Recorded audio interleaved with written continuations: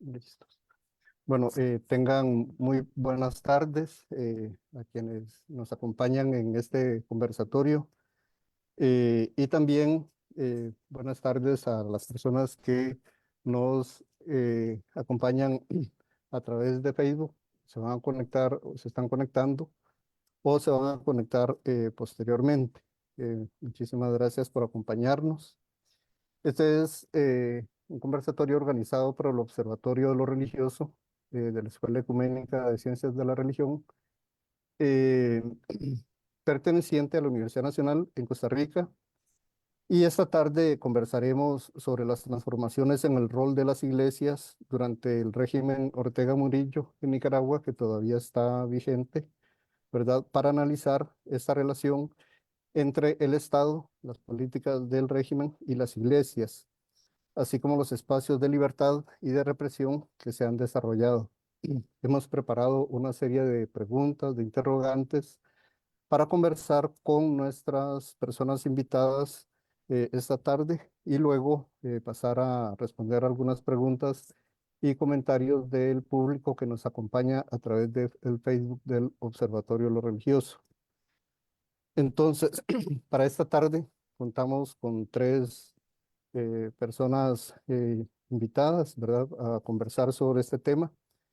Eh, la primera es Teresa Flores Chiscul, es abogada por la Universidad Católica Santo Toribio de Mogrovejo en Perú.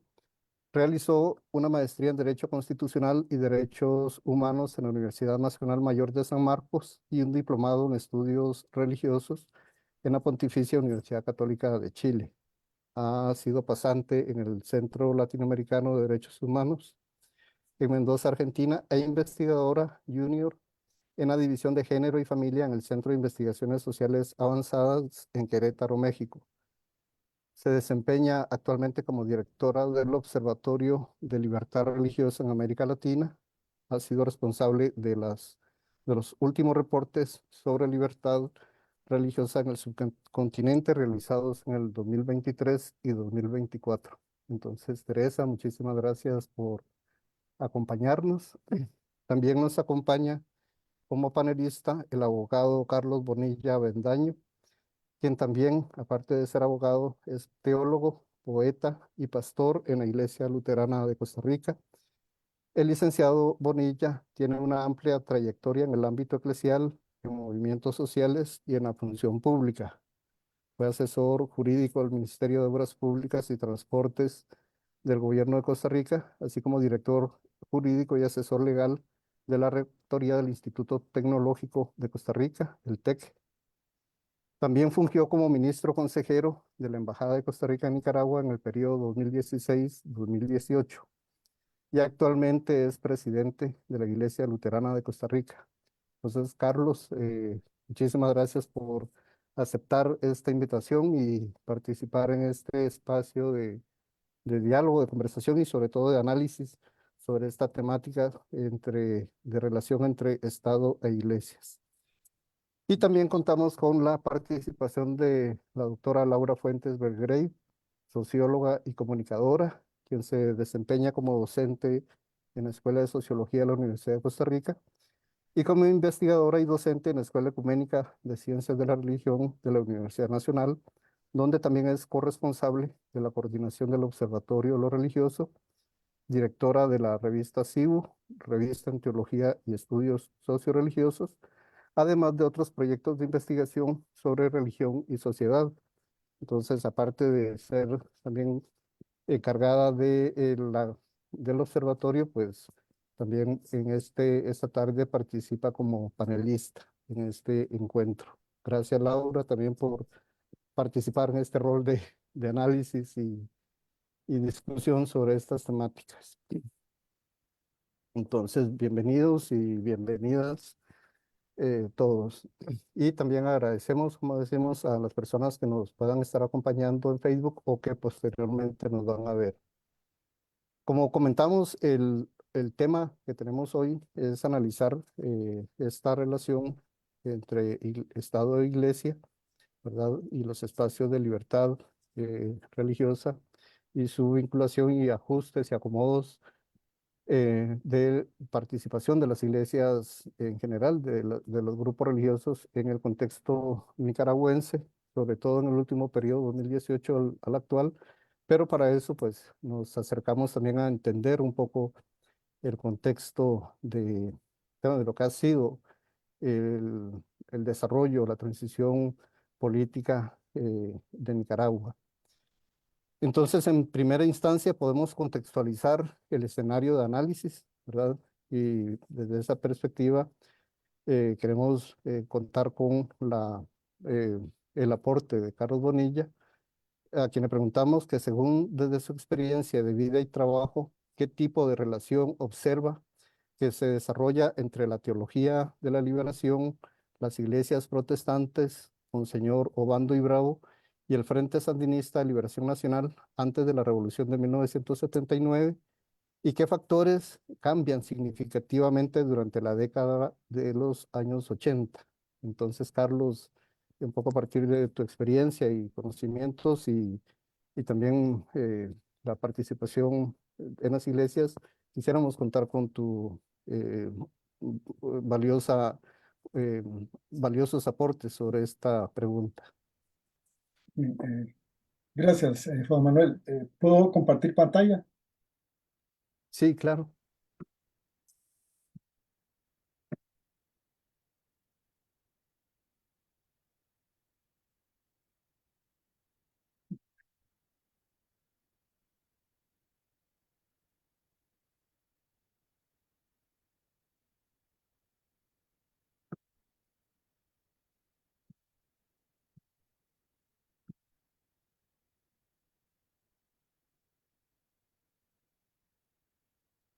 Perdón, pero no sé qué pasa.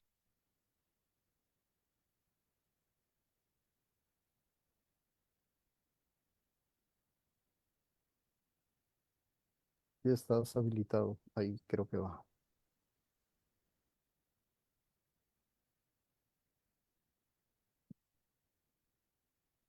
Ok. Listo, estamos viendo. Bien, este es un cuadro que ilustra la iglesia de Nuestra Señora de Solentiname, la comunidad fundada por Ernesto Cardenal en 1966.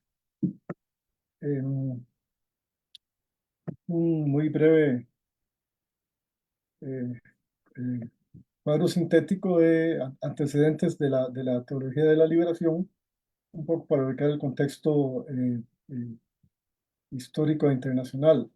Eh, la Universidad de Lovaina, el movimiento de curas obreros, Camilo Torres, sacerdote colombiano asesinado como guerrillero en el 66. Em, tenemos también perdón, dos eventos fundamentales que son el Concilio Vaticano II, del 62 al 65, y la conferencia del Episcopado Latinoamericano en Medellín, donde ya ahí claramente se habla de la opción por los pobres y algunas otras reflexiones teológicas y propuestas que vinculan más claramente el Episcopado Latinoamericano con la teología de la liberación. Arriba puse, porque es importante mencionar a algunos pastores y teólogos protestantes, Rubén Alves, Julio Santana, Miguel Bonino, este es un instituto que generó una revista, Cristianismo y Sociedad, donde ya establecía las bases de lo que posteriormente se llamó la teología de la liberación.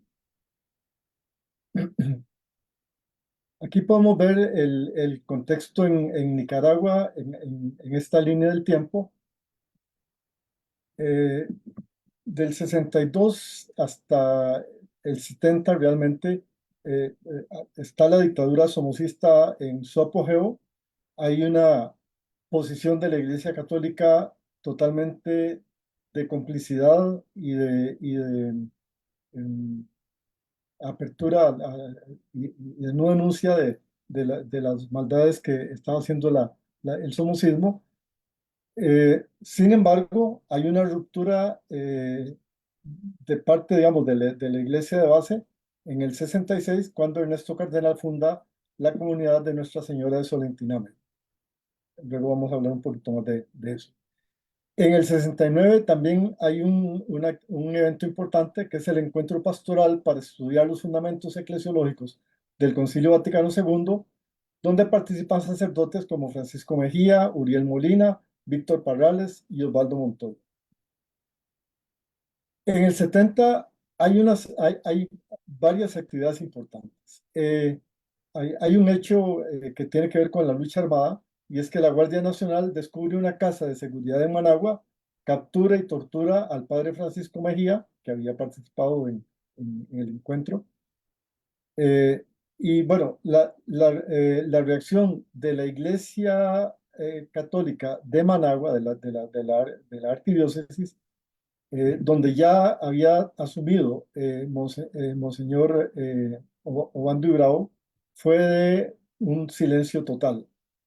En cambio, las diócesis, obispo y clero de Matagalpa y de León sí reaccionaron muy fuertemente contra la dictadura.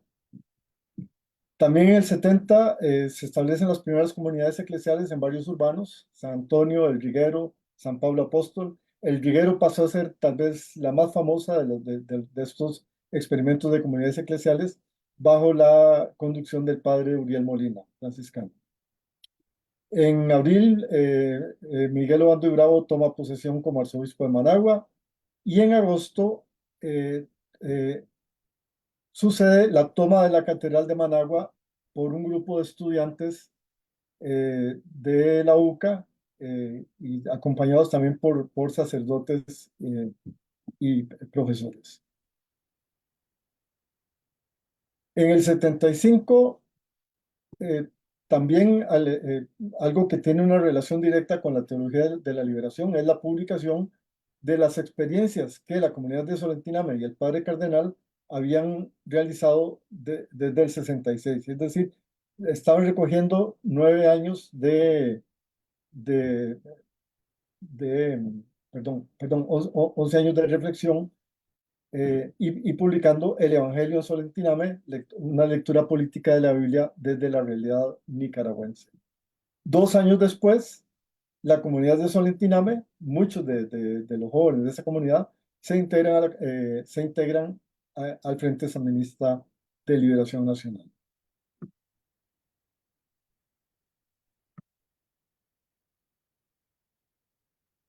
Acá tenemos una portada de la misa campesina, donde también se evidencia cómo un poco el espíritu de esas comunidades eclesiales de base.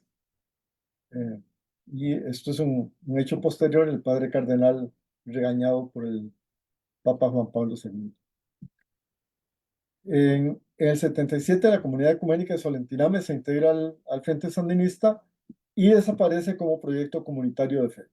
Y en el 79, el Estado Revolucionario se nutre con un número significativo de cuadros formados originalmente en los movimientos cristianos populares, por ejemplo, Ernesto y Fernando Cardenal, Joaquín Cuadra Lacayo, que luego fue el ministro de Defensa, Luis Carrión, que fue uno de los 9 comandantes, Álvaro Baltadano y Salvador Mayor Casa, también viceministros y parte del Estado sandinista en su primera etapa.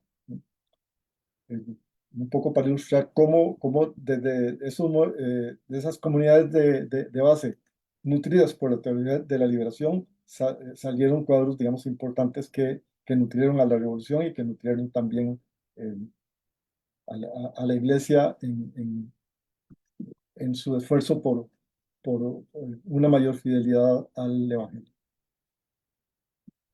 Monseñor Miguel Obando y Bravo, bueno, es interesante la historia de Monseñor. Como les digo, al inicio de su mandato, es parte, digamos, de la jerarquía cómplice con la dictadura.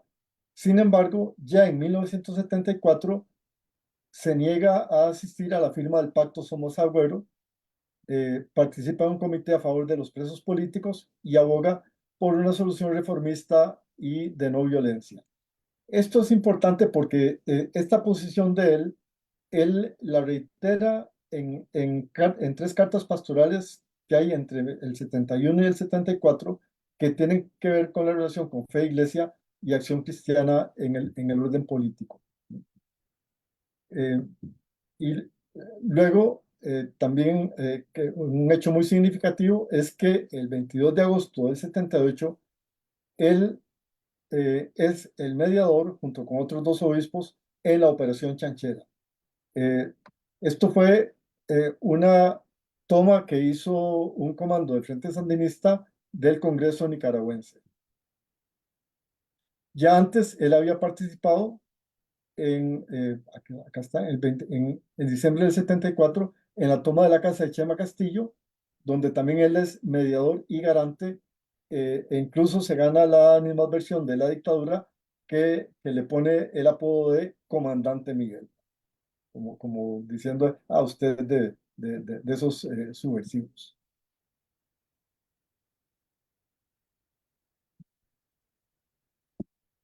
Entre el 75 y el 77, principalmente después de la ocupación de la casa de Chema Castillo, que fue exitosa, o sea, ahí pues,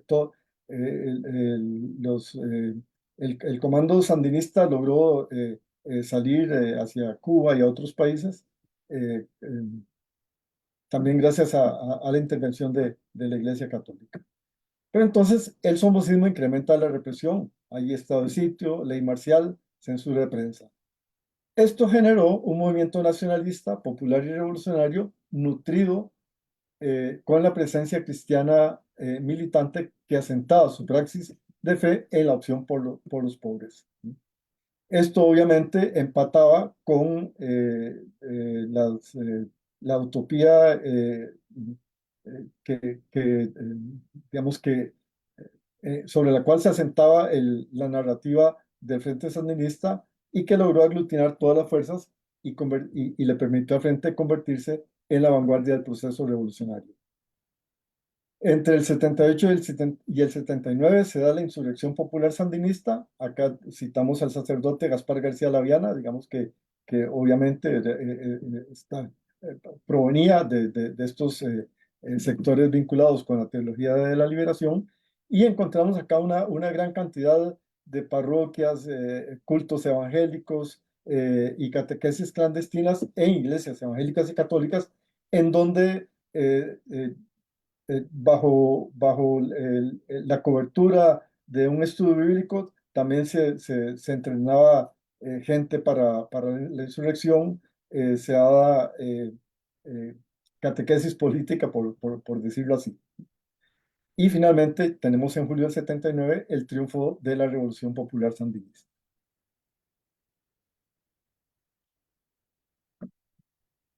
¿Qué pasaba con los protestantes en esos periodos? Bueno, el CEPAD, Centro Evangélico para la Ayuda al Desarrollo, bueno, había surgido antes, pero se consolida y se hace pública su actividad, principalmente a raíz del terremoto de 1972.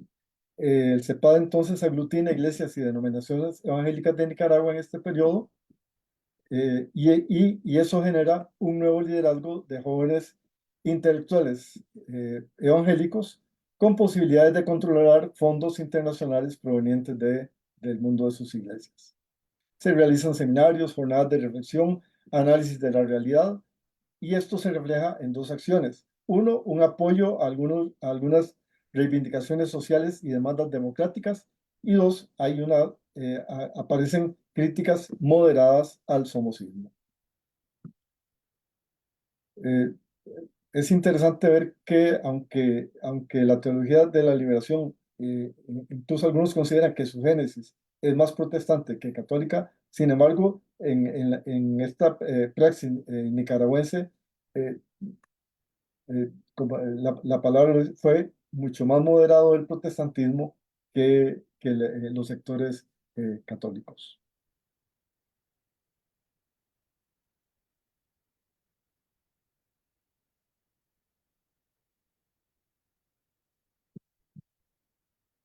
Protestantismo después del triunfo. El CEPAD en el 79 apoya activamente la revolución, canaliza fondos para la campaña de alfabetización y aquí es importante, digamos, mencionar algunos organismos protestantes externos a Nicaragua, pero que sí tuvieron una participación muy activa y fundamental en algunas de las actividades y eventos que generó la revolución en sus primeros años. Sobre todo esta campaña de alfabetización donde CELADEC, la Comisión Evangélica Latinoamericana de Educación Cristiana, tuvo una presencia fuerte acá, digamos, con personas evangélicas conocidas, notables como el pastor Carlos Tamés y el apoyo de teólogos y líderes cristianos de la calidad del doctor Juan Stam, muy conocido por muchos aquí. En el 82 lo que sucede es que la Iglesia Católica comienza a criticar más abiertamente al proceso revolucionario. Entonces, el sandinismo abre puertas a líderes evangélicos, les da accesos a medios de comunicación del Estado, de tal manera que para algunas personas del mundo evangélico, 1982 fue uno de los años más fecundos para el protestantismo nicaragüense.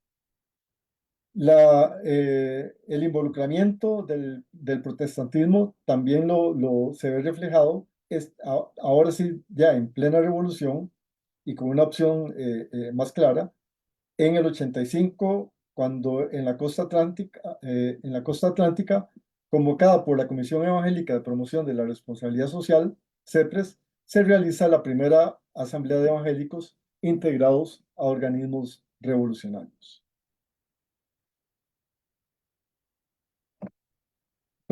Protestantismo después del triunfo, 80-83. Hay tensiones entre algunos liderazgos protestantes y los comités de defensa sandinistas. Se les acusa de que están generando militancia política en los evangélicos, eh, eh, que la campaña de alfabetización es pura ideología, se niegan a ir a los cortes de algodón, hay oposición a participar en las milicias sandinistas. Y en este proceso también el CEPAD actúa como mediador y logra que se reconozca, y aquí abro comillas, el papel positivo que desempeñan las iglesias evangélicas en el proceso de reconstrucción nacional. Palabras de Daniel Ortega.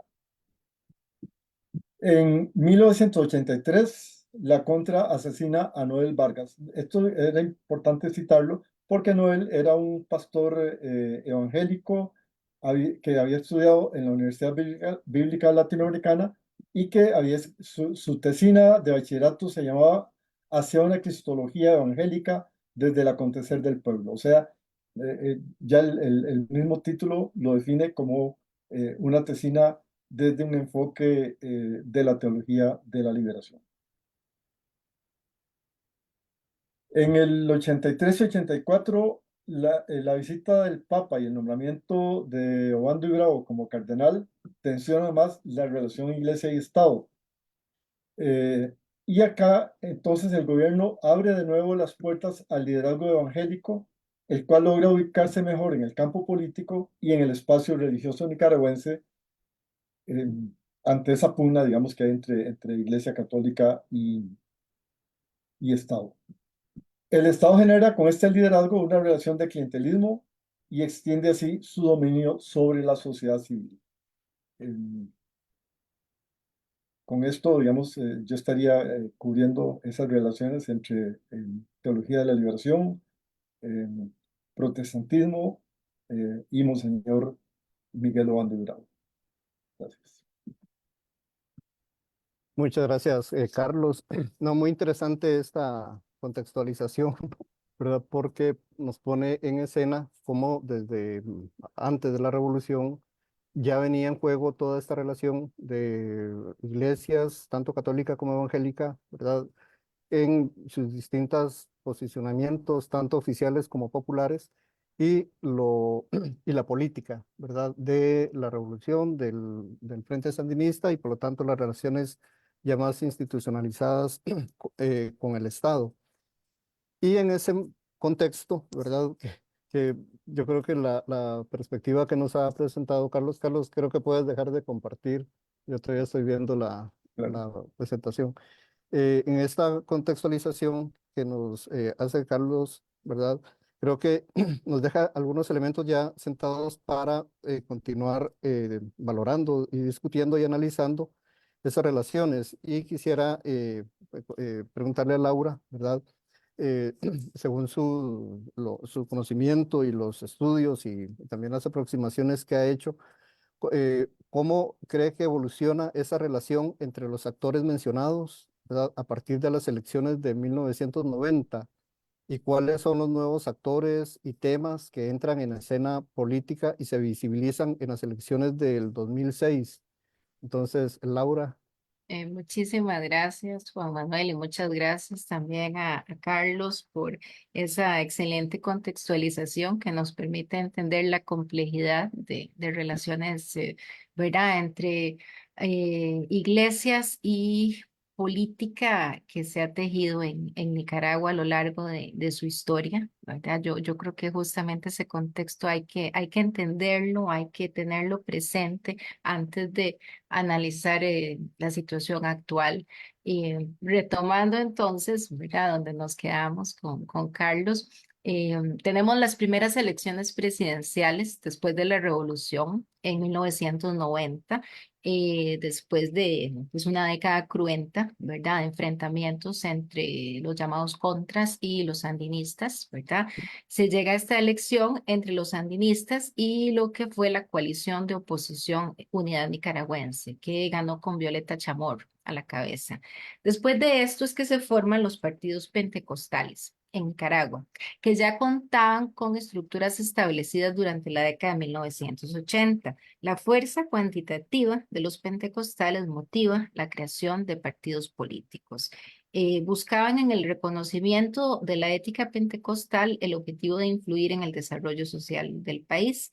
Ya en 1991 surgió el Partido Justicia Nacional y en 1992 el Partido Ecuménico para la Rehabilitación del Ofendido y el Movimiento Evangélico Popular. En 1996 se formaron los partidos Camino Cristiano Nicaragüense, Movimiento de Unidad Cristiana y Alternativa Cristiana. En las elecciones de 1996, Camino Cristiano ya obtuvo un porcentaje que le daba derecho a colocar 4 diputados en la Asamblea Nacional. De esa forma se afirmó como la tercera fuerza política en aquel momento, después del Frente Sandinista y la Alianza Liberal. La Alianza Liberal era una coalición de partidos de derecha. Estaba el liberal constitucionalista o PLC, el liberal independiente de Unidad Nacional y neoliberal. La coalición ganó esas elecciones presidenciales, como sabemos, con Arnoldo Alemán. El partido Camino Cristiano surgió de las Asambleas de Dios, al igual que Justicia Nacional. Esta iglesia pentecostal en aquel momento era la más importante en Nicaragua. Y de hecho, Camino Cristiano fue fundado por el pastor Guillermo Osorno, que era expresidente del CNPEN y de la Alianza Evangélica. El CNPEN era el Consejo Nacional de Pastores Evangélicos de Nicaragua, que mantuvo una perspectiva antisandinista y antiecuménica durante toda la década de los 80. Este consejo estaba formado por pentecostales. De hecho, Estados Unidos lo había declarado defensor de la libertad religiosa, es decir, que el consejo se ubicaba del lado de Estados Unidos y del lado de los contras. Por otro lado, tenemos a la CEPAT, que ya Carlos nos hablaba sobre la CEPAT, que la CEPAT se vio estancada en el mundo evangélico, pero aumentaba sus declaraciones favorables a los sandinistas, ¿verdad? Para las elecciones de 2001, los partidos pentecostales tenían más experiencia ya, y eso benefició a Camino Cristiano, que se alió directamente ya con el Partido Liberal Constitucionalista. Esta alianza llevó a la presidencia a Enrique Bolaños, del PLC, y se prolongó hasta las elecciones presidenciales de 2006 como alianza. Por otro lado, el Movimiento de Unidad Cristiana se alió con el Frente Sandinista para las elecciones de 2001. El líder ahí era el pastor Omar Duarte, de la Iglesia de Dios Misión Pentecostal Internacional. Las alianzas que establecieron estos partidos les permitieron negociar un determinado número de diputados y así contaban con el apoyo de los partidos mayoritarios, como usualmente se realiza, ¿no? Para la aprobación de determinadas leyes. El detalle es que estos partidos provenían de los sectores más conservadores del protestantismo. Parece que los dirigentes acordaron mantener los partidos confesionales, pero también hicieron alianzas en los años 2000, ¿verdad? Y estas alianzas beneficiaron a todos los partidos, en la medida en que los pentecostales captaban los votos de los fieles y los transmitían también a los demás partidos. Los votos se convierten en un bien intercambiable para los pastores en los ámbitos políticos, y eso contribuye a aumentar su legitimidad, así como la expansión de este tipo de iglesias. Esto se confirma con el registro de la Alianza Nicaragua Triunfa Unida. Eso fue con miras a las elecciones presidenciales del 2011. Esa alianza estaba integrada por el Frente Sandinista y los partidos minoritarios, Camino Cristiano, el Partido Alternativa por el Cambio, Resistencia Nicaragüense, Movimiento Unidad Cristiana, Movimiento Unión Demócrata Cristiana, Yátama y el Partido Liberal Nacionalista, que propusieron en aquel momento otra vez a Daniel Ortega como candidato a presidente. Ya sé que ya me adelanté al 2011, pero nada más es para que veamos la conformación de la alianza. Entre esos miembros de la alianza se encontraba Yata, que había sido un partido fundado en 1988 por los indígenas de la costa caribeña, los mismos que lucharon contra los sandinistas durante la década de 1980. Y a eso se sumaba el Partido Liberal Nacionalista, que este era el antiguo Partido Liberal del siglo XIX, que se convirtió en PLN bajo el mandato de la familia Somoza, cuya dictadura también enfrentó el sandinismo. Y entre los precursores de la alianza con el Frente desde 2001, pues sí, teníamos desde luego al Movimiento Unidad Cristiana, al Movimiento Unión Demócrata Cristiana también. Pero las paradojas no terminan ahí, ¿verdad? Esta alianza presentaba a tres partidos que nunca se habían asociado con el Frente: el Partido Alternativa por el Cambio, Camino Cristiano y Resistencia Nicaragüense. Este último, Resistencia Nicaragüense, fue un partido que fundaron los Contras en 1993. Es decir, este tablero de ajedrez tan complicado nos unía a la oposición armada al frente y financiada por Estados Unidos durante los años 80 como alianza con el frente. Bueno. Lo más llamativo de esta alianza es que el Frente agrupó a todos los sectores antagónicos, ¿verdad? Aquellos que se opusieron a los sandinistas por medios armados o cívicos. También contó con el apoyo de organizaciones como el Movimiento Conservador Tradicionalista, el Movimiento Evangélico en Convergencia y el Movimiento de Acción Católica. Cabe señalar que a partir de entonces los partidos de inspiración religiosa quedaron bajo el ala sandinista, tanto los partidos pentecostales como el demócrata cristiano, ¿verdad? Partidos que históricamente se habían alineado con la derecha. ¿Qué podría conducir a este punto de inflexión entre los pentecostales? Bueno, claramente un interés clientelista. En la época, por ejemplo, Osorno, dirigente de Camino Cristiano, decía que el gobierno sandinista había impulsado muchos programas sociales, como la construcción y donación de viviendas, después que era un aliado del Frente por todos los proyectos sociales que habían realizado, ¿verdad? Eso fue parte de una negociación liderada por los líderes pentecostales para asegurar el voto evangélico al Frente. Tras el triunfo de la revolución, la hipótesis es que el pentecostalismo pudo servir de refugio a quienes no tenían afinidad con el sandinismo, especialmente a las masas empobrecidas. Y eso podría explicar el fracaso del Frente en las elecciones de 1990. Ahora bien, con el paso de los años, la transformación del movimiento pentecostal propició su participación electoral, ¿verdad? Ya sabemos que pasaron, ¿verdad?, de la satanización de la política a la apertura a la política, justamente para erigir a Dios como el gobernante de la nación, ¿verdad? Esta es una transformación en el movimiento pentecostal en todo el mundo, ¿no? Y bueno, este hecho revirtió las coordenadas del campo político, provocando la creación de una coalición impensable en otra época, ¿no? Entre pentecostales y sandinistas. Ahora, parte de los elementos que hay que tener en cuenta ya en los años 2000 es que el gobierno de Arnoldo Alemán promulgó en el año 2000 el decreto para el Día del Niño por Nacer.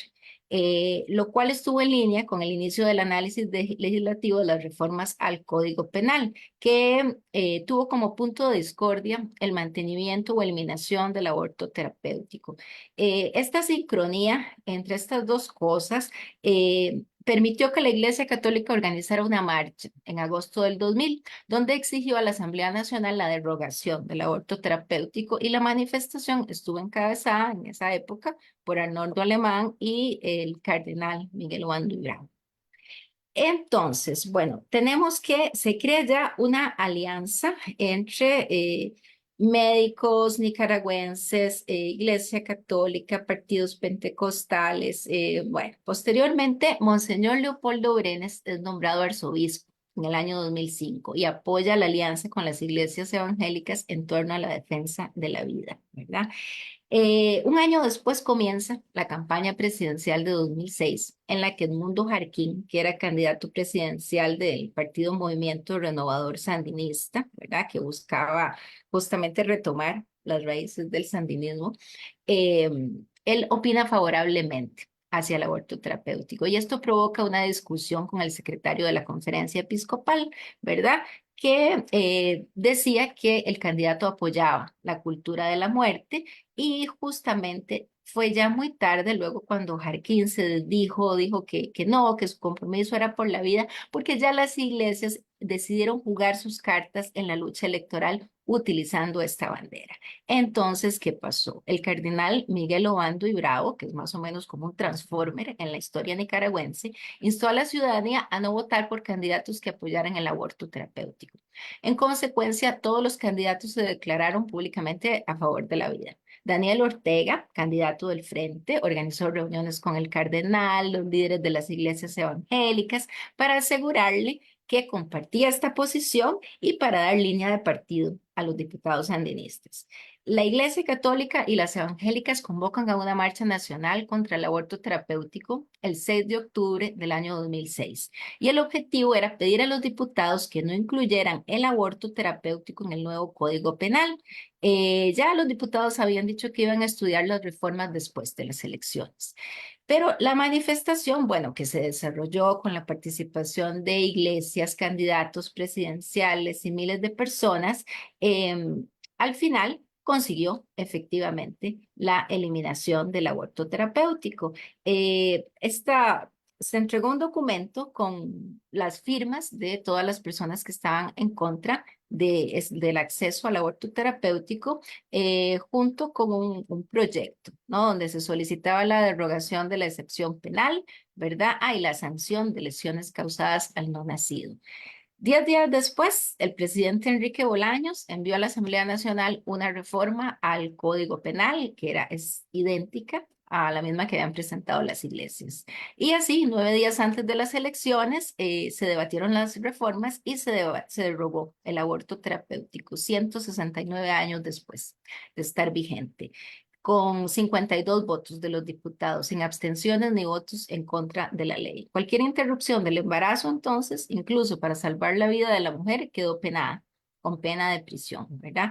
Este nuevo Código Penal también aprobó la sanción de lesiones al feto, ¿verdad? Daniel Ortega fue elegido pocos días después, entonces, para su mandato presidencial, con el voto de los cristianos y las felicitaciones del cardenal Obando y Bravo, que, como justamente exponía Carlos, ha jugado un papel sustancial en la política nicaragüense desde 1970, aunque sus posiciones han sido contradictorias a lo largo de los años, ¿verdad? Fue aliado del Frente, luchó contra la dictadura de Somoza desde el púlpito, luego se convierte en el principal opositor de Ortega y del Frente. Tras el fracaso del Frente en las elecciones de 1990, apoya a la nueva clase política que llega al poder. Unos años más tarde, Obando y Bravo se convierte en asesor personal de Ortega, cuando Ortega se convierte al catolicismo y es hasta casado por el cardenal. Ahora, por otra parte, los diputados pentecostales utilizan la lógica de la realpolitik, práctica heredada sin duda de la jerarquía eclesiástica, ¿no? Cuando combatió al Frente Sandinista. La entrada de los pentecostales en la política no solo fortaleció la identidad cristiana, entre comillas, ¿no? De la comunidad de ciudadanos, también permitió la introducción de un cuerpo de funcionarios cuyas creencias cristianas fundamentalistas ya se mostraban públicamente, ¿no? Aquí tenemos la creación del Día y la Plaza de la Biblia, ¿verdad? Luego el concordato que había sido denunciado en 1893. En junio de 2004, el presidente Enrique Bolaños expresa interés en restablecerlo.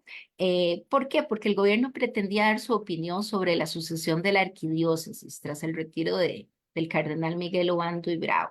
Y Daniel Ortega, quien en su momento nominó a Obando y Bravo al Premio Nobel de la Paz, consideró que el gobierno de Bolaños provocaba repetidos conflictos con la Iglesia. Según Ortega, el gobierno iba por encima de la Iglesia Nacional para negociar con el Vaticano. Bueno, todo este debate tuvo un aire decimonónico, ¿verdad?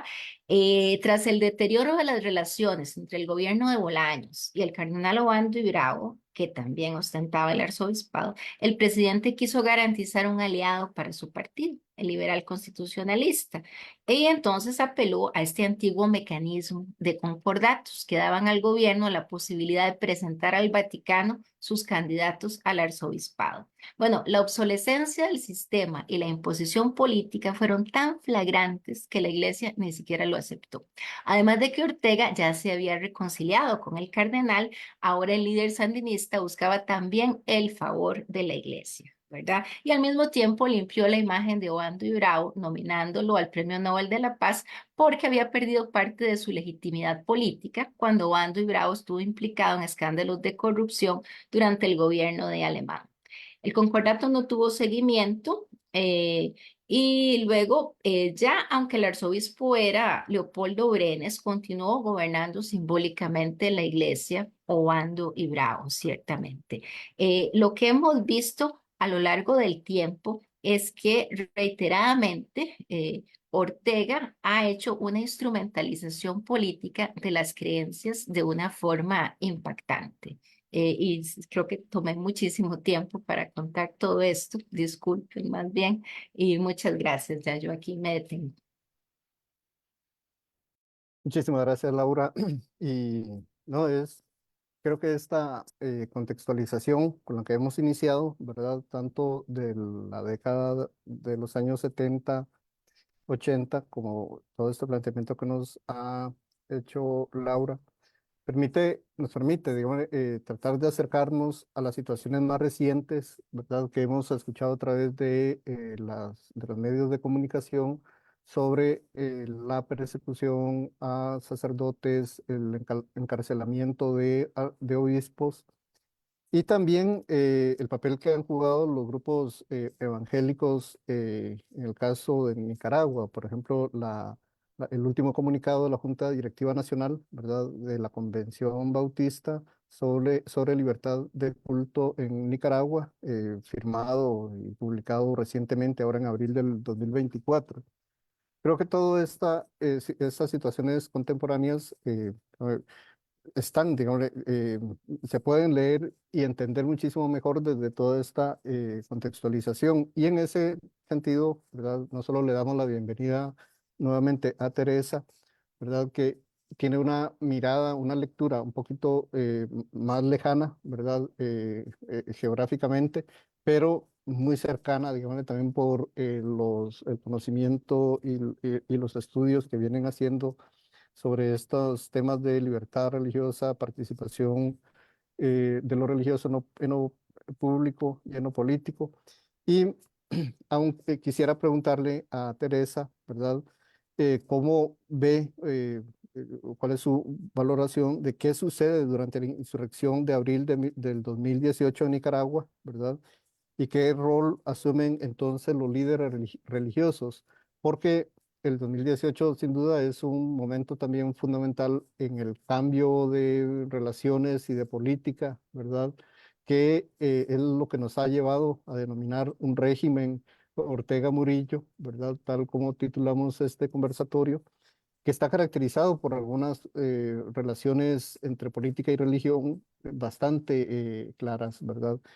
Que no responden, digamos, a estas lecturas muchas veces ingenuas de que era un posicionamiento de izquierda frente a religión y por lo tanto era ateísmo frente a creencia. No, más bien vemos Nicaragua un caso totalmente distinto, ¿verdad? Donde la participación religiosa es muy importante y con una serie de juegos y reacomodos en lo político. Entonces, doctora eh, Teresa Flores, quisiéramos escuchar, ¿verdad? ¿Cuál es su valoración de qué sucede en esta insurrección y cuál es el rol que asumen los líderes religiosos? Muy bien, muchas gracias, doctor Fajardo. Sí me oyen, ¿verdad? Sí, la Ok, escuchamos bien. genial. Listo. Bueno, muchísimas gracias por la invitación y también muchas gracias a doctor Carlos y a Laura por la introducción. En realidad ese contexto, de hecho, he aprendido mucho ahora que los he escuchado y también nos ayuda esto a ampliar un poquito la mirada, a entender qué es lo que está sucediendo ahora con la relación Iglesia-Estado. Pero yendo un poquito al origen de esta nueva época, esta nueva relación que surge entre Iglesia y Estado en Nicaragua, podemos decir que desde las protestas que se desataron en abril de 2018, los líderes religiosos, la Iglesia como tal, ha sido uno de los sectores que han exigido, desde ese momento exigieron el respeto a la democracia, el respeto a los derechos humanos, ¿no? Hasta hoy lo siguen haciendo. Pero en aquel momento el papel que jugaron los líderes religiosos eh, lo hemos distinguido en a través de tres vías, ¿no? Una de ellas tiene que ver con líderes religiosos jugando un rol de mediadores, jugando un rol de testigos, porque al inicio de la crisis fueron sobre todo representantes de la Iglesia Católica los que participaron en los intentos de diálogo entre Daniel Ortega y entre las distintas coaliciones de la sociedad civil, ¿no? Que exigían, bueno, mejoras, que exigían liberación de los presos políticos, etc. Ahora, hubieron intentos fallidos de acercamiento. Ahora, luego de estos acercamientos se evidencia una falta de voluntad política, ¿no? Una falta de voluntad del gobierno en el cumplimiento de los acuerdos a los que se llevaban, a lo que se llegaban en esos diálogos, ¿no? A las exigencias solicitadas por la sociedad civil. Y es por eso que en el año 2019 la conferencia episcopal pasó de ser mediadora, pasó a ser testigo y simplemente decide no continuar como parte del proceso de diálogo, porque evidentemente ellos identificaban que había ahí una especie de cálculo político de los que ellos no querían ser parte, no querían legitimar un diálogo en el que no habían resultados prácticos y ya pues sabemos ahora que eventualmente este diálogo no dio frutos, no se suspendió de manera definida porque no se llegaba a nada. Otro de los roles que se pueden identificar es que los líderes religiosos, la iglesia en sí, actuaba como una especie de refugio, como una especie de agente de asistencia humanitaria, ¿no? Y aquí podemos recordar lo que por los medios quizás era un poquito más fácil de identificar, y es que aquí había un rol evidente de la Iglesia Católica y de la Iglesia Evangélica.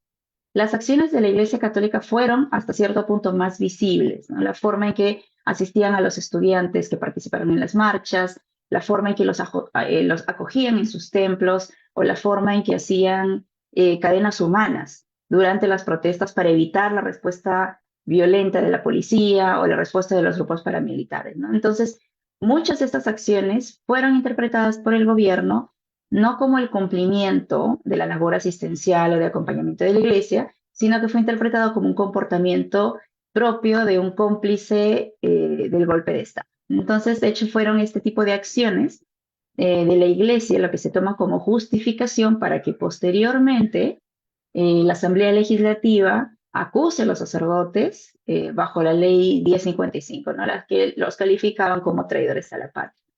Ahora, respecto a la iglesia evangélica, se especulaba mucho al inicio que las denominaciones, alguna de ellas, todas, porque fueron distinto el grado de especulación, que estas no actuaban porque estaban a favor del gobierno, ¿no? O que la respaldaban, o que respaldaban a las autoridades de alguna manera.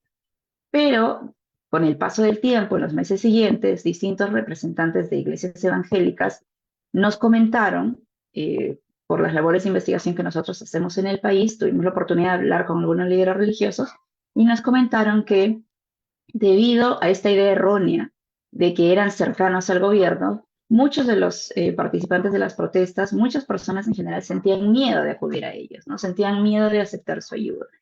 Y algo que hay que tener en cuenta es que a diferencia de la Iglesia Católica, por ejemplo, en el caso de las iglesias evangélicas, los edificios no fueron usados, o los lugares de culto de la Iglesia Evangélica no fueron usados como refugios, porque en muchos casos estas denominaciones no contaban, y hasta ahora no cuentan con personal permanente, a diferencia de la Iglesia Católica, ¿no?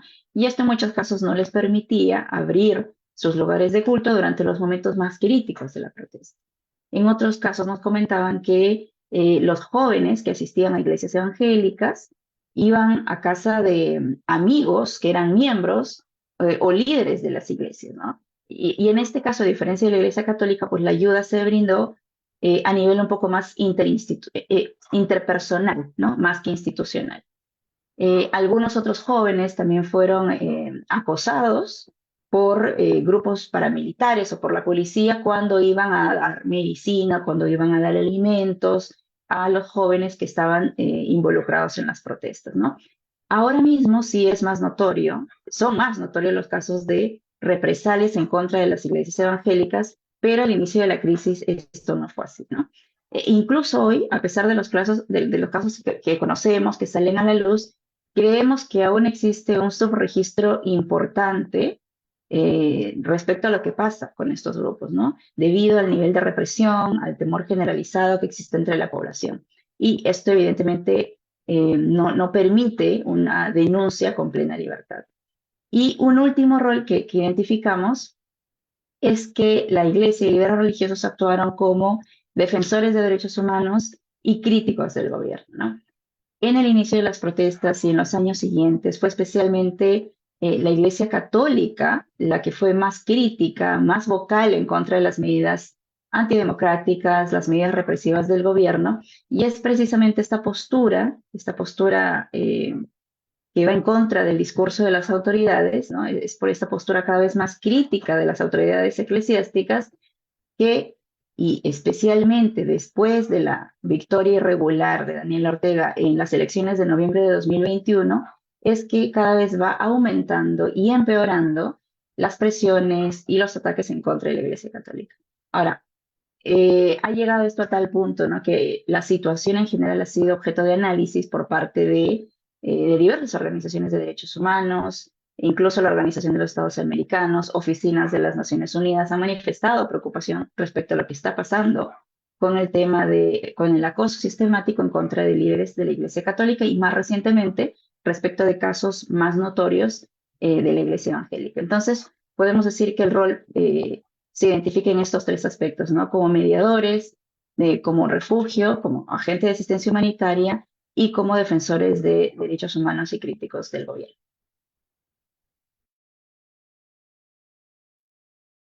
Muchísimas gracias, Teresa. Creo que esto nos permite ahora tener un gran marco, ¿verdad?, de la situación nicaragüense en esta relación que es la que estamos conversando esta tarde entre iglesias, líderes religiosos, comunidades de las distintas denominaciones de fe y el papel de lo político y sobre todo en este contexto del régimen Ortega Murillo, ¿verdad? Que tiene una relación bastante clara en temas de persecución a algunos grupos y ahora, como comentaba, sobre este comunicado firmado por la Convención Bautista, ¿verdad? Más bien de apoyo al régimen. Y desde esa perspectiva, bueno, ahora queremos profundizar todavía un poquito más, ¿verdad? Después de tener esta descripción sobre qué pueden ser estas causas o pueden ser los elementos de aquellas situaciones o aspectos que explican algunas relaciones Y quisiera preguntarle a Carlos, ¿cuál, cuál considera que son esas causas que puedan explicar, ¿verdad? Que agudiza la relación entre el régimen de Ortega Murillo en relación con las iglesias y los líderes. Ya escuchábamos ahora, ¿verdad? Un poco los roles que jugaron algunos grupos religiosos y ahí se nota alguna diferencia también propia de sus características, ¿verdad? Decía Teresa que hay, por ejemplo, en la Iglesia Católica hay más facilidad de acoger en las iglesias porque generalmente tienen una mayor institucionalidad la Iglesia Católica. Eh, pero entonces, ¿cuál sería, según tu criterio, Carlos, estas causas o estos factores que explican, ¿verdad? La agudización de la confrontación, sobre todo a partir del 2018.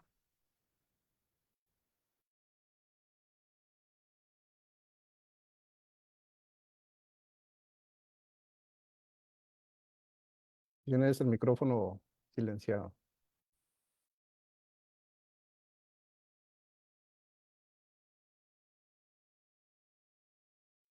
Carlos, no te escuchamos.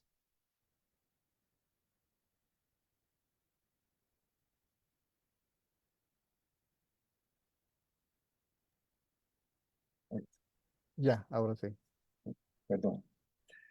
Sí, no, decía sí, que la pregunta iba orientada a hablar de las causas de la insurrección civil, ¿verdad? Del 2018, y que hay dos causas que son las que, digamos, diríamos, causas inmediatas o aparentes. Uno es el decreto ejecutivo que perjudicaba directamente la economía de las personas adultas mayores pensionadas. Era un decreto que reducía el monto de la pensión, que aumentaba el aporte patronal y que aumentaba la edad para pensionarse. Ya antes había habido protestas hace un par de años, antes del 2018, por un motivo parecido. Y luego la segunda fue el incendio en la reserva Indio Maíz. eh, fue un incendio devastador y además a eso venía unido mucha denuncia por complicidad del sandinismo, del orteguismo, o bien del ortegamurillismo, como también lo llamamos, complicidad con colonos no indígenas que se han ido metiendo paulatinamente a ocupar las tierras de la reserva. Y por otra parte también una gran opacidad en el manejo informativo de lo que estaba pasando, de las medidas que se estaban tomando, de a quienes se les permitía entrar, etcétera, a cubrir lo que estaba ocurriendo en Indio Maíz. Es decir, que hay un tema de justicia social y un tema de justicia climática que tocaron el corazón del estudiantado universitario y lo hizo movilizarse, ¿verdad? Entonces, digamos que esas son las causas o razones aparentes del estallido. Sin embargo, bueno, diríamos que eso es apenas la punta del iceberg. ¿Por qué? Porque ya antes hubo manifestaciones de diverso tipo, ¿verdad? No era la primera vez que los jóvenes o que otros sectores de la sociedad se movilizaban. Ahora, pero esas movilizaciones no habían pasado más allá de algunas personas presas o golpeadas por la policía o por los grupos de choque que siempre han funcionado con la dictadura. Habría razones de fondos para que pasara lo que pasó. En primer lugar, lo que ya Laura mencionó, la centralización del poder, ¿verdad? Desde el 2007 al 2017 son 17 años en que la familia Ortega Murillo ha venido concentrando poder político, económico, sobre los medios de comunicación.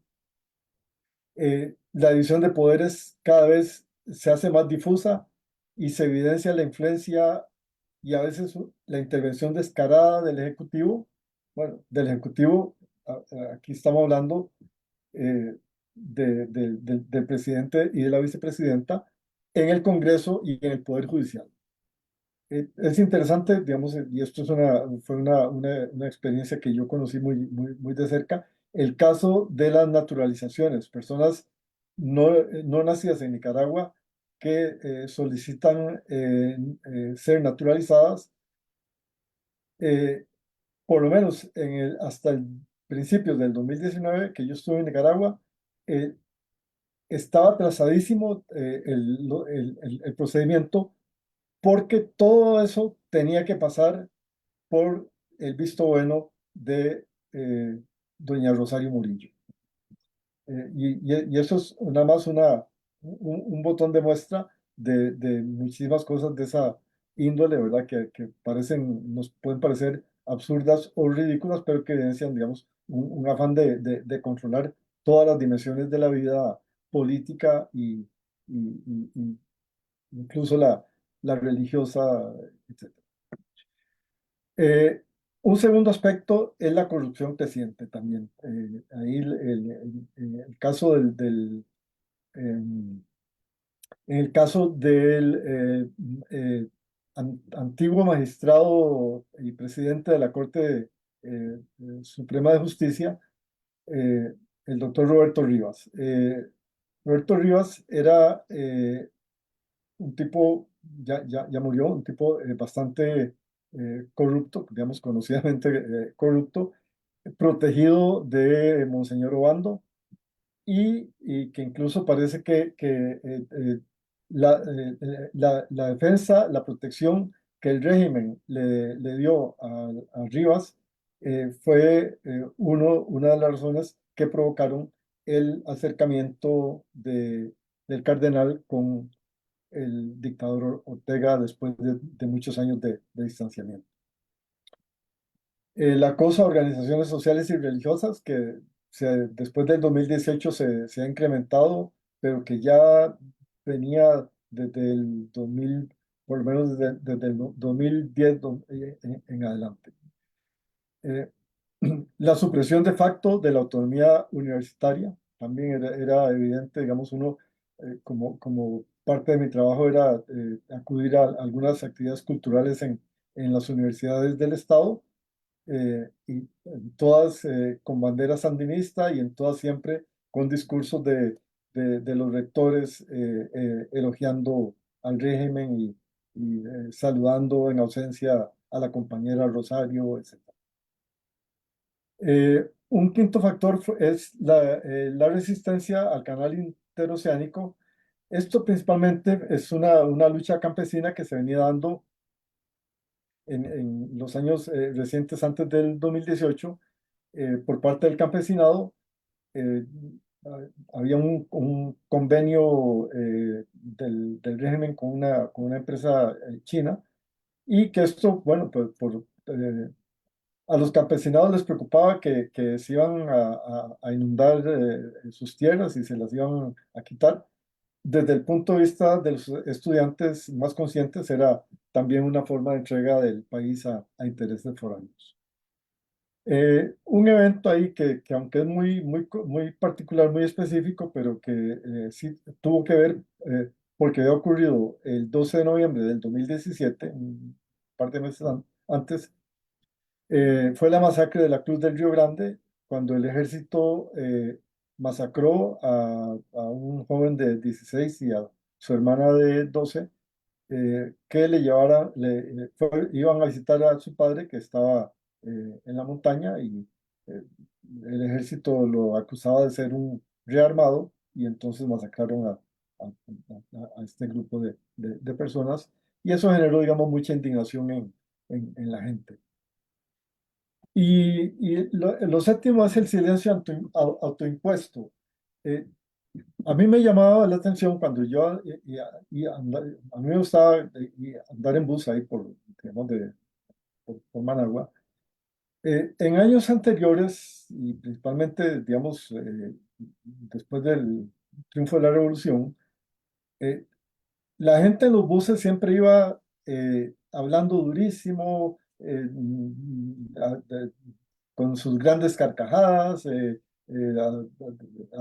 haciendo chistes de doble sentido, etc. Bueno, en el periodo que yo estuve desde el 2017 al principio del 2019, eh, realmente eso no era así. O sea, en los buses la gente iba en silencio, los buses iban cargados como siempre, con animales, con comida, etcétera. Pero ese jolgorio que se armaba, no ocurría nada. O sea, la gente iba en silencio, etcétera.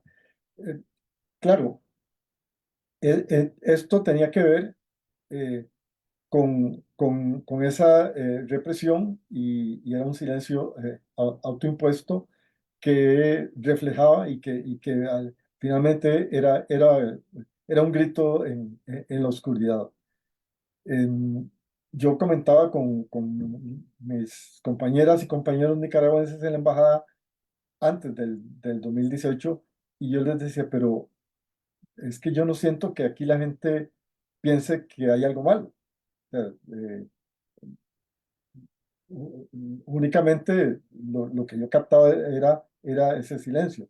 Pero entonces ellos me decían, no, dice, es que así el pueblo nicaragüense es así. O sea, aquí hay cosas que se están generando muy desde el fondo del alma nicaragüense y vas a ver. Y efectivamente, eso pasó. Ahora, el, eh, esta bomba, digamos, esta bomba de sentimientos y de acontecimientos que fue creciendo, pero el detonante realmente fue la represión desproporcionada en Managua y en León. Es decir, no, al régimen se le fue la mano en la represión y y eso detonó que una protesta juvenil, estudiantil, para defender los derechos de los ancianos y con cierta conciencia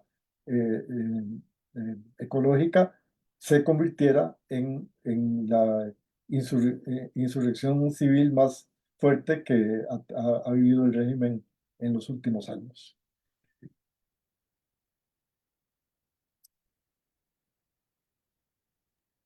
Gracias, Carlos. Y creo que eh, ha mencionado un montón de cosas muy interesantes, pero quisiera tal vez retomar una o dos.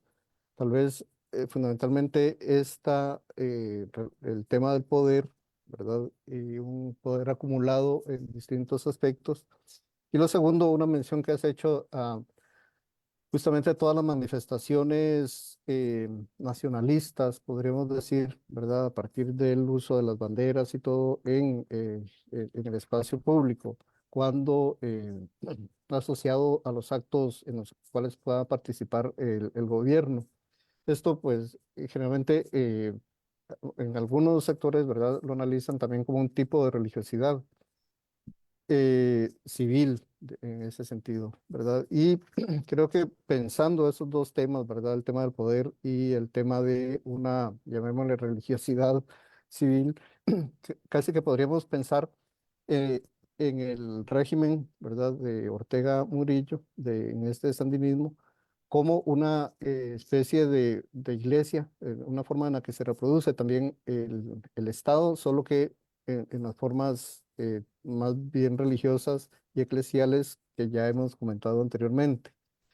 Y quisiera preguntarle a Laura, desde esa perspectiva, ¿en qué formas el sandinismo Ortega y Murillo se convirtió en esta iglesia, ¿verdad? En una iglesia.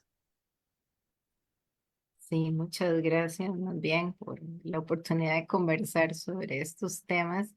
Yo diría que la instrumentalización política de la cultura de la vida en primera instancia ayudó a Daniel Ortega a convertirse en presidente en el año 2006 y a reelegirse indefinidamente de forma fraudulenta, como ya sabemos, ¿verdad?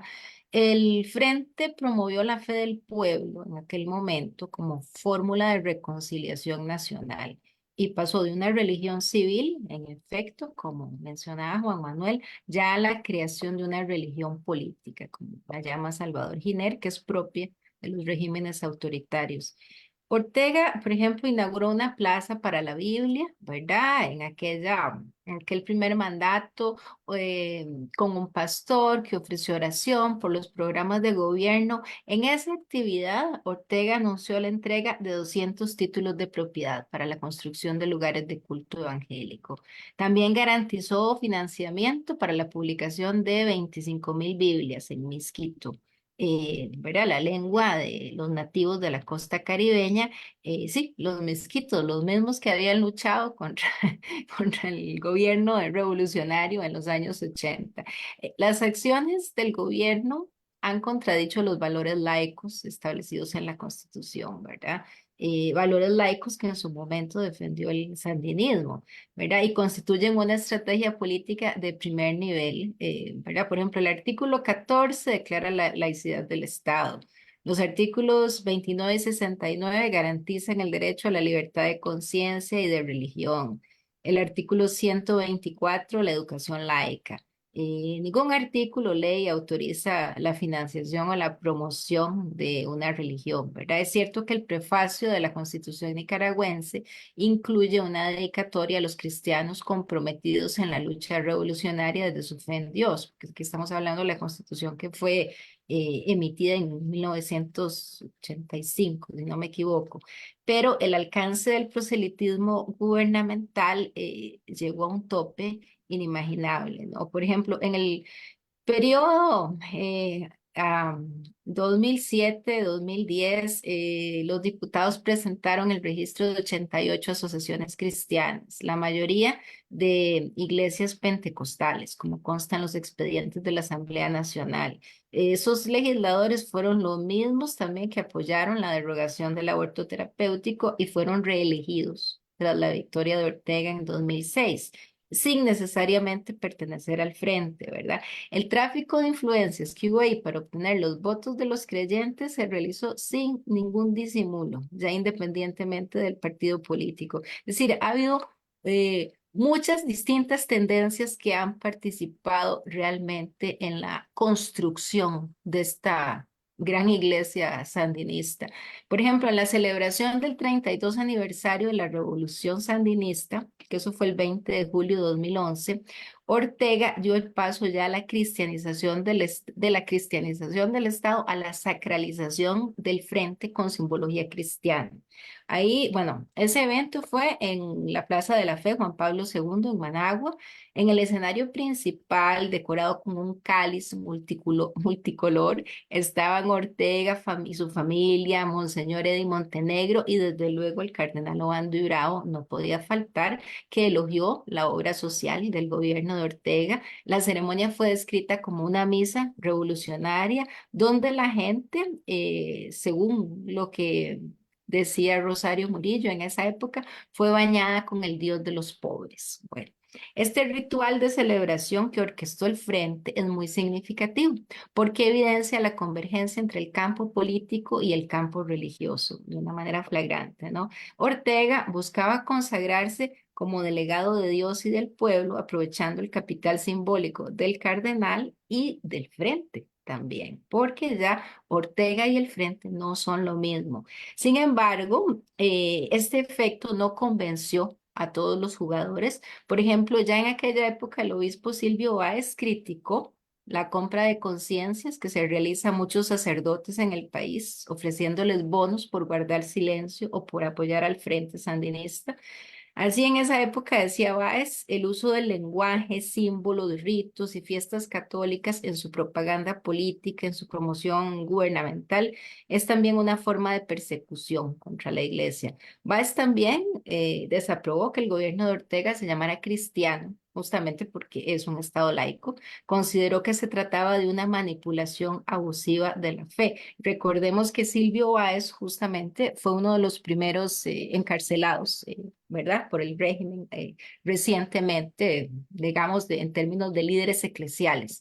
Según el escritor nicaragüense Sergio Ramírez, esta eliminación de la distancia entre los ritos católicos y las prácticas políticas del Frente no solo estaba dirigida a las elecciones presidenciales, es la base de todo el proyecto político de Ortega. Es la garantía de ser reelegido buscando su consagración como caudillo, en lo que se ha convertido. De hecho, ha funcionado. Eh, el uso del simbolismo cristiano por parte de la sociedad política se naturaliza de tal forma que la laicidad pierde toda autoridad. El Estado incluso contribuye en algún momento a la financiación de las fiestas patronales. Las críticas a las acciones partidistas y gubernamentales que se apropian de estos rituales y lugares cristianos fueron minoritarias también. Nicaragua ha presentado un fenómeno muy interesante porque evolucionó de un escenario donde la participación de personas religiosas en la política aumentaba gradualmente a un escenario donde la cristianización de la política se priorizó hasta sacralizar al partido gubernamental y justamente excluir a la gente cristiana de la política. Hay transferencias entre un campo y otro que acaban diluyendo al final las fronteras entre ellos.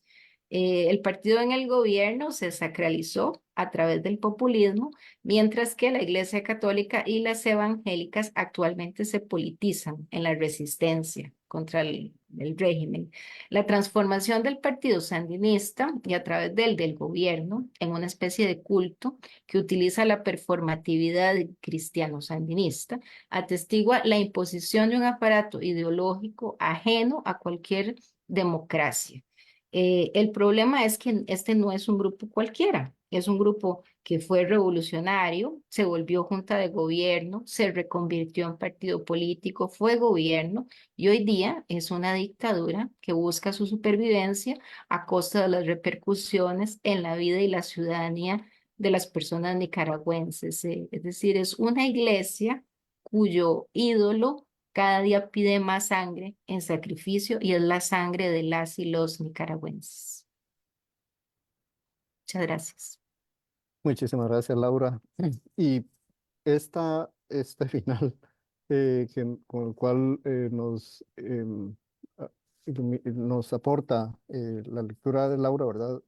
La figura del ídolo, pues sí, nos hace referencia a víctimas. Y bueno, al inicio decíamos que bueno, nuestra invitada, la profesora Teresa Flores, es coordinadora del Observatorio de la Libertad Religiosa en América Latina y en el observatorio, ¿verdad? Vienen haciendo un seguimiento justamente de estas situaciones de violencia, de víctima, ¿verdad? Hemos visto en este conversatorio toda la relación y el reacomodo del Estado nicaragüense, del régimen, en perspectiva, digamos, de su vinculación con las religiones y las iglesias. Pero ahora quisiéramos conversar más bien sobre las víctimas, ¿verdad? Las violaciones.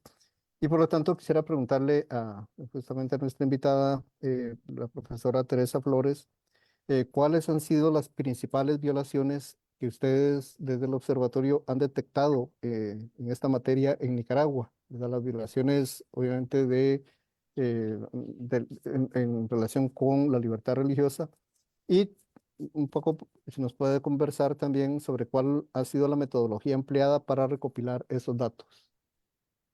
Bien, muy bien. Bueno, antes de hablar en sí sobre los casos concretos o violaciones o tendencias en las violaciones al derecho a la libertad religiosa, sí es importante explicar que el análisis que hacemos desde el observatorio en torno a este derecho, en torno a la libertad religiosa, parte desde una perspectiva de derechos humanos, ¿sí? Entendemos este derecho desde un aspecto multidimensional, es decir, considerando el aspecto tanto individual como colectivo en su esfera privada y pública.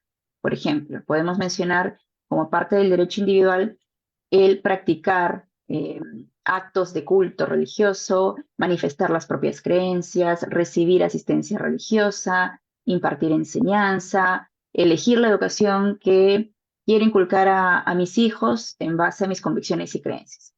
Y así muchos otros. Y entre los derechos colectivos podemos mencionar el derecho que tienen, por ejemplo, las confesiones o las comunidades religiosas a establecer lugares de culto, a designar a sus propios ministros, a establecer relaciones con organizaciones religiosas del exterior, recibir financiamiento, etc. Entonces, en la medida que existen estas diferentes formas de ejercer el derecho a la libertad religiosa, entonces también es posible identificar distintas formas de limitar.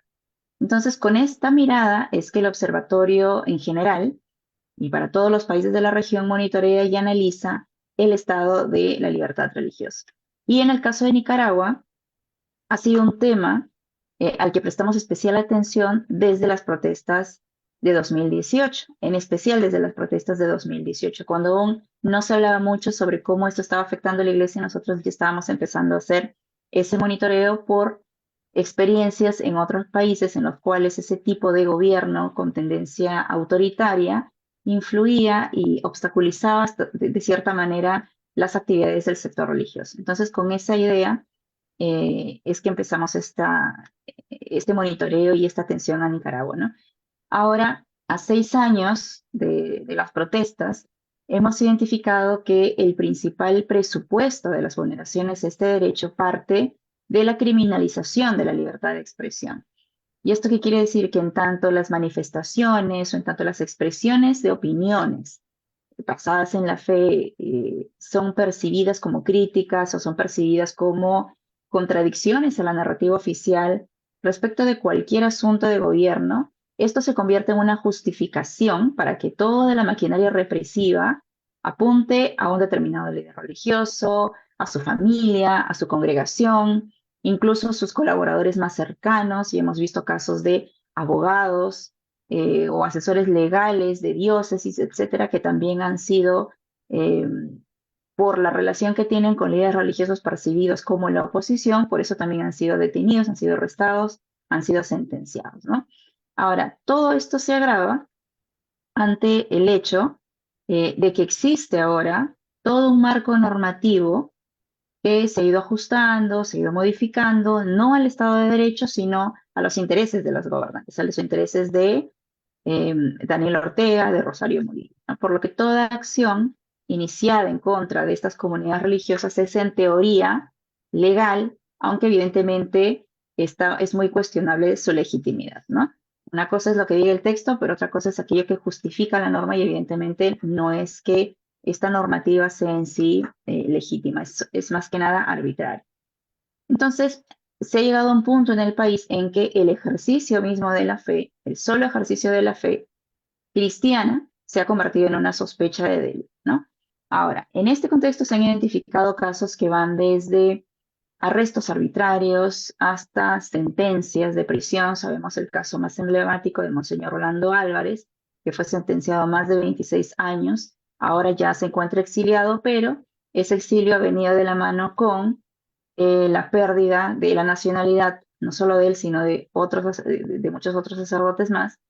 Y con esta pérdida de nacionalidad también viene de la mano la pérdida de otros derechos, de todos sus derechos civiles y políticos en el país, ¿no?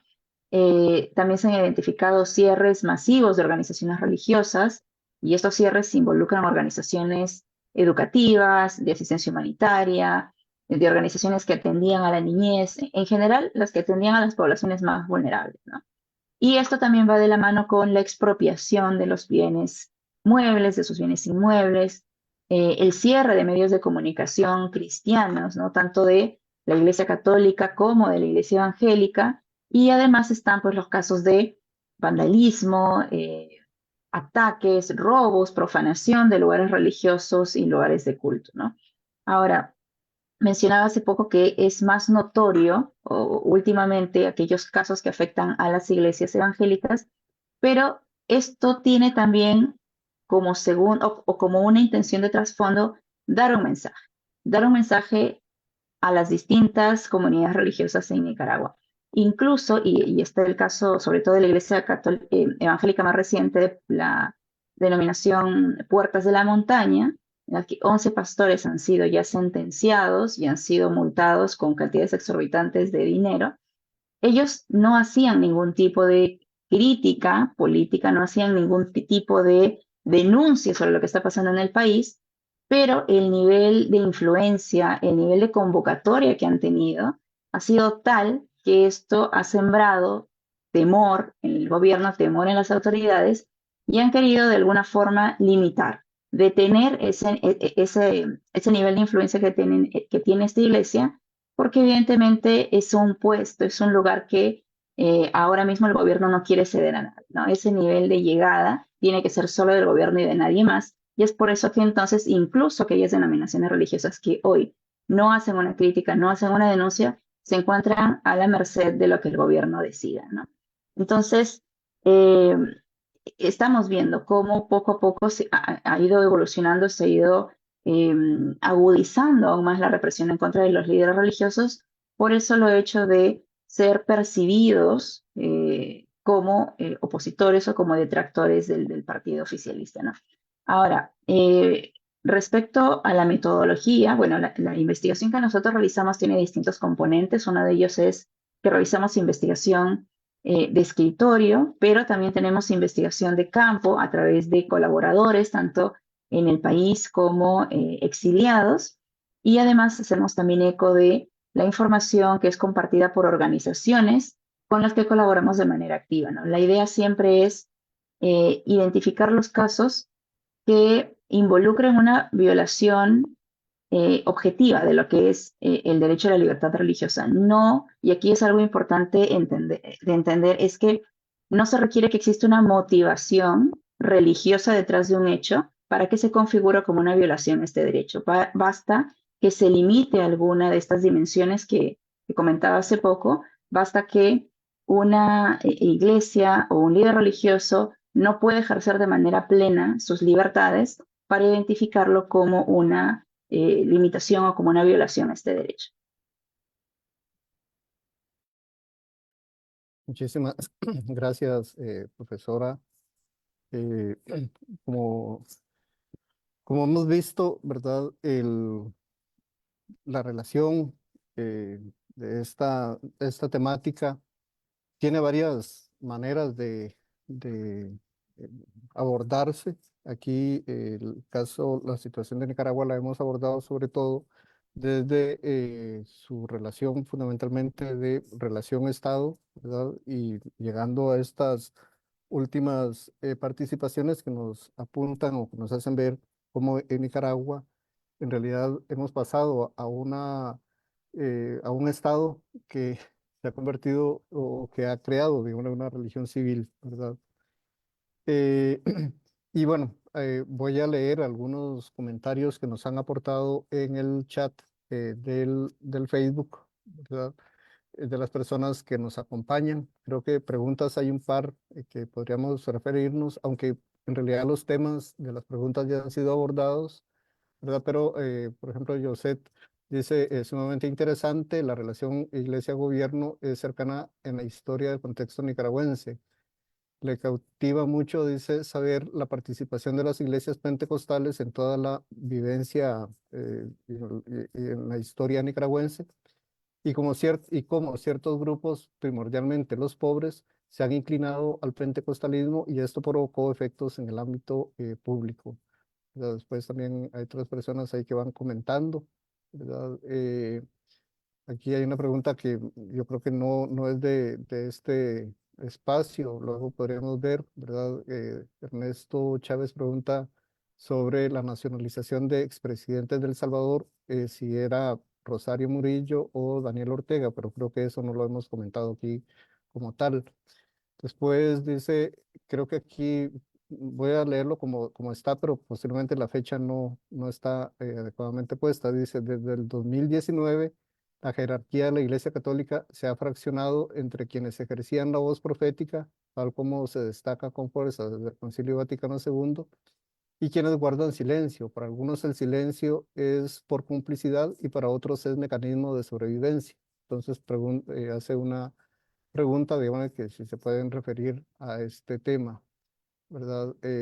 Después, Juan Carlos Gutiérrez hace un comentario, creo que ya fue abordado por Laura, ¿verdad? Sobre esa relación entre el Frente Sandinista y las figuras dictatoriales utilizando rituales similares a la iglesia. Katia dice muchas gracias a las tres personas expositoras que ayudan a reconocer la fluctuación en los papeles de lo religioso en la política partidaria. Se confirma lamentablemente la tendencia de tomar los derechos sexuales y reproductivos de las mujeres como moneda de cambio, donde confluyen las fuerzas políticas y religiosas conservadoras. Y bueno, entonces ahí tenemos varios comentarios a quienes agradecemos, ¿verdad? Y ya casi que para ir cerrando este espacio de conversación, estos encuentros siempre son como un abrebocas, ¿verdad? Nos ayudan, digamos, a encontrar elementos para discutir, pero aquí lamentablemente el tiempo no nos alcanza para profundizar y discutir todo. Y obviamente en lo que hemos escuchado esta tarde, hay muchos elementos que requieren una discusión, un análisis más pausado, pero bueno, tratando de dar una perspectiva así más general y de cierre casi, ¿verdad? Quisiera preguntar a las dos colegas que están, el profesor Carlos ha tenido que desconectarse de último momento. Entonces solo tenemos a Teresa y a Laura que nos acompañan para este cierre. Y quisiera preguntarles, porque en el fondo lo que hemos estado conversando no es solo la relación entre iglesias y Estado, sino también es en el fondo estos nuevos derechos y estos nuevos posicionamientos a los que se refería Teresa, ¿verdad? Donde la laicidad sin duda es un aspecto fundamental en las nuevas sociedades para regular la relación con las iglesias y el reconocimiento, por lo tanto, de los derechos, derecho de la libertad, derecho de la igualdad, ¿verdad? Entonces, quisiera preguntarles tanto a Laura como a Teresa, de qué forma sería posible conjugar la laicidad y el respeto a la libertad religiosa en Nicaragua, después de tener presente toda esta contextualización que hemos visto donde la historia de Nicaragua está atravesada desde los años 60, que es lo que vimos, y eso que no nos fuimos más allá, ¿verdad? Por una relación constante y reconfiguración de relaciones de fe, relaciones de iglesias, relaciones con el Estado, ¿verdad? Bastante complejas y dinámicas. Entonces, en la situación actual, ¿verdad? ¿Cómo creen ustedes que se podría conjugar esta noción de laicidad y respeto a la libertad religiosa en Nicaragua? Entonces, no sé, Teresa o Laura, si quieren. Mm, Bueno, sí, ya puedo intentar dar un comentario al respecto.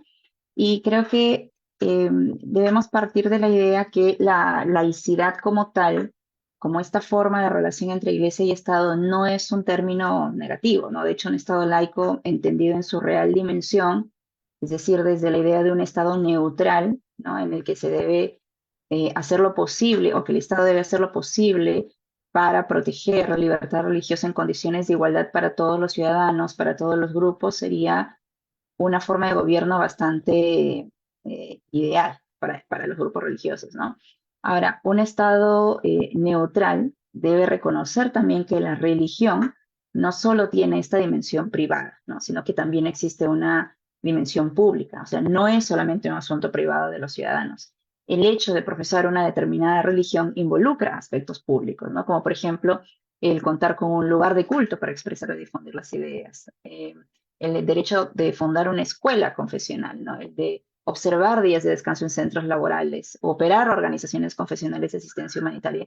Aunque uno no quiera reconocerlo, la religión permea los espacios públicos. Deben haber regulaciones o libertades que se deben regular para que esta manifestación se haga bajo derecho, ¿no? Que no afecte los derechos de los demás, que no afecte el orden y la moral pública, etcétera, etcétera. Entonces es un fenómeno que existe, que persiste, que es regulable, debe ser regulable, pero siempre considerando este aspecto neutral del gobierno, ¿no?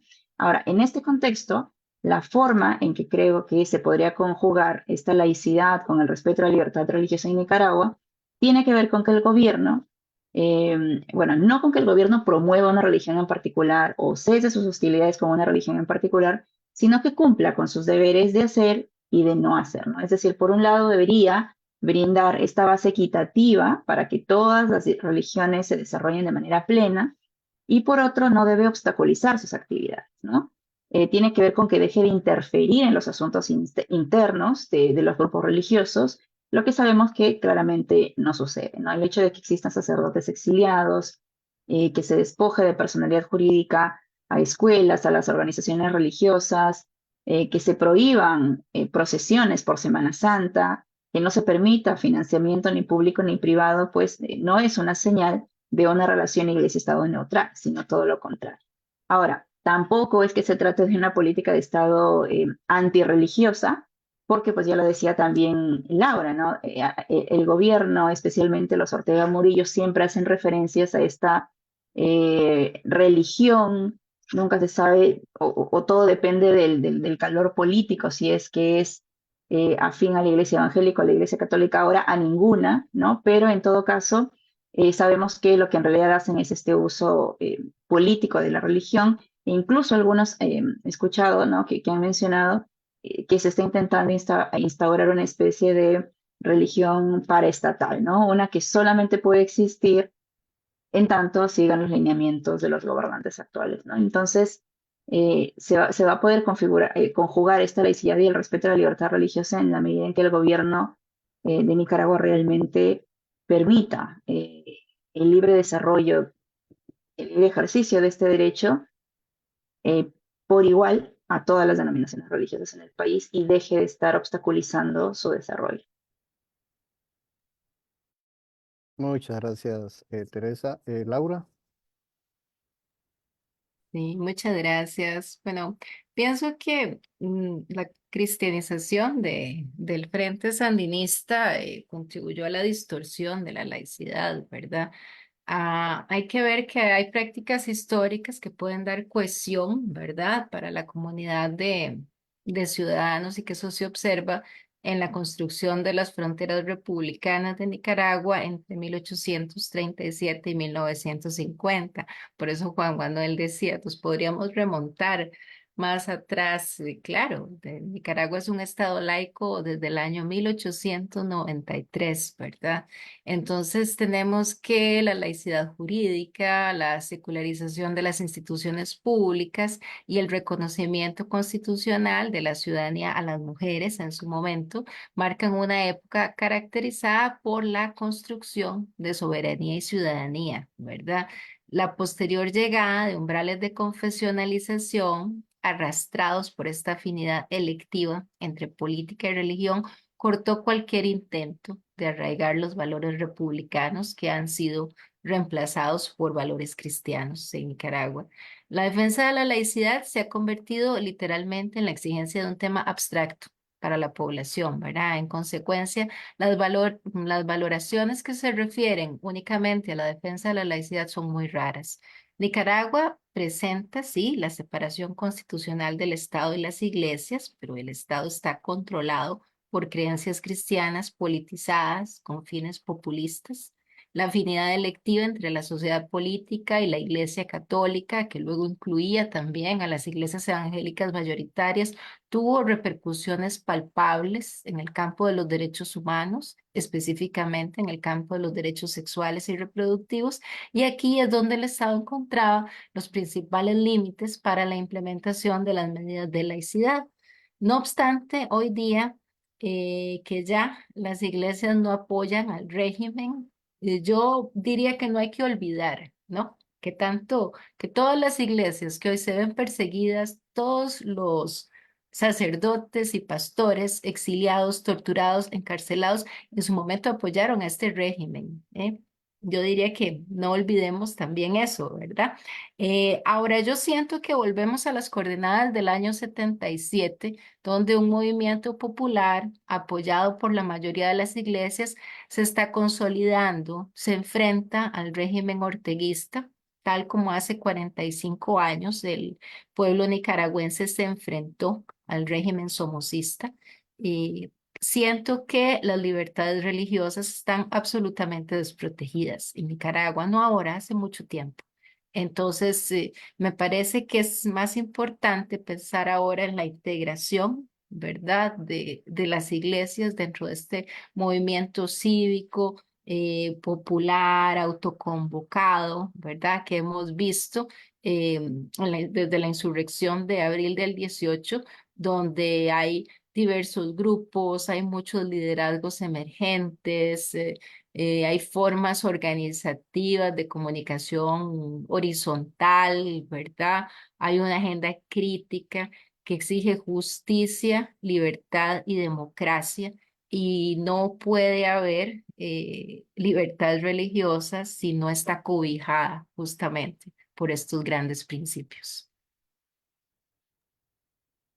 Muchísimas gracias, Laura, y también a Teresa Flores por estos comentarios y estas valoraciones sobre esta relación.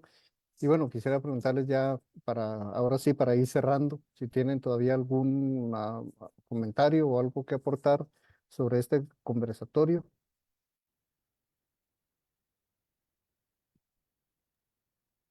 No, no, por mi parte no. Muchas gracias. Gracias, Teresa. Agradecer el espacio del Observatorio de lo Religioso de la Escuela Ecuménica de Ciencias de la Religión de la Universidad Nacional en Costa Rica por promover la reflexión sobre la región centroamericana. Gracias, Laura. Y bueno, quisiera también agradecer a quienes hicieron comentarios, ¿verdad? Ya había leído Juan Carlos Gutiérrez, Katia Castro, a Nidia Fuentes, José Cortés, Joaquín Montoya, ¿verdad? Y creo que si Loida Pretis, ahí si se me pasó alguno, me disculpan. Quisiera agradecerles mucho por su participación y invitarles desde ya, hablando justamente sobre el tema de laicidad, a nuestra próxima actividad del observatorio. Es una actividad híbrida. Pueden acompañarnos presencialmente aquí en la Universidad Nacional el jueves 27 de junio a las 10 de la mañana, o también nos pueden seguir por la página del observatorio, el Facebook, ¿verdad? Observatorio de lo Religioso. Es la presentación del informe de investigación Significados de la laicidad en la opinión pública. Es un proyecto que tiene como propósito, y la actividad tiene como propósito, compartir los resultados de la investigación sobre cómo se elaboran los significados e interpretaciones atribuidos a la noción de laicidad en Costa Rica en nuestro siglo. Entonces, tomen nota, ¿verdad? En el Facebook vamos a poner la fecha, la invitación, pero desde ya cordialmente invitados e invitadas a que nos acompañen. Entonces, muchísimas gracias a Teresa Flores por acompañarnos en este espacio, también a Carlos, que bueno, se desconectó unos minutos antes, ¿verdad? Y a Laura Fuentes por su participación y por los valiosos aportes y la discusión que hemos generado en este espacio. Entonces, muchísimas gracias y cordialmente invitados e invitadas para otro momento. Que tengan muy buena noche. Muchas gracias. Buenas noches.